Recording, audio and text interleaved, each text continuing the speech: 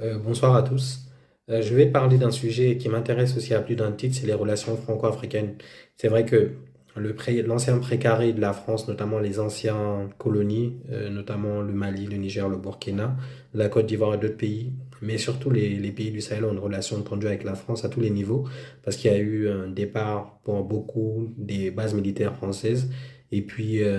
au niveau militaire, il y a eu l'échec de Barkhane, Takuba. Et puis économiquement, les relations sont un peu tendues avec le départ de certaines entreprises, notamment au Niger.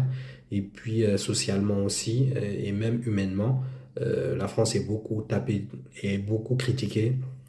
notamment sur les réseaux sociaux, dans la vie de tous les jours. On a un fort ressentiment anti-français aujourd'hui en Afrique. Et ce ressentiment a été exacerbé avec ces crises récentes dans le Sahel, mais ce ressentiment ne date pas d'hier. Il date aussi des dégâts un peu, en fait, de la colonisation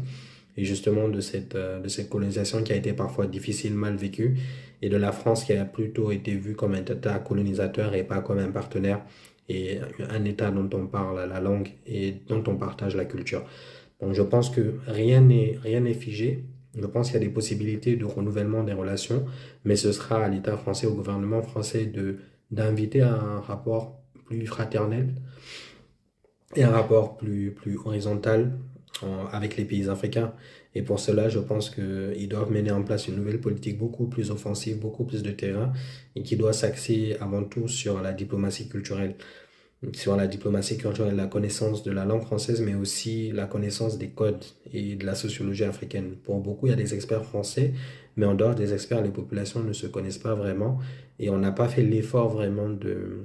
d'avoir une forme d'humanisme et de connaissance humaine entre les populations africaines et les populations françaises, ce qui fait que c'est souvent en fait cette méconnaissance qui constitue en fait la peur justement et l'envie justement de se replier sur soi-même parce qu'on ne fréquente pas assez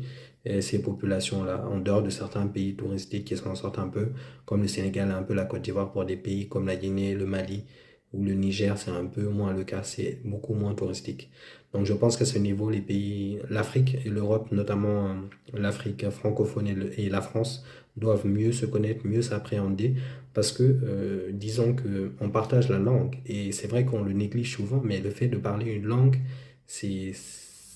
d'une richesse et d'une proximité presque maternelle, parce que le fait de parler la langue nous rapproche. Parce que c'est pas du tout évident, c'est vrai qu'on parle la langue, mais on ne s'imagine pas, encore une fois, combien de fois penser dans une langue nous permet d'être connecté à une culture, à une communauté, à une histoire, à une trajectoire. Et parfois, c'est vrai qu'on a l'impression qu'on néglige cet aspect,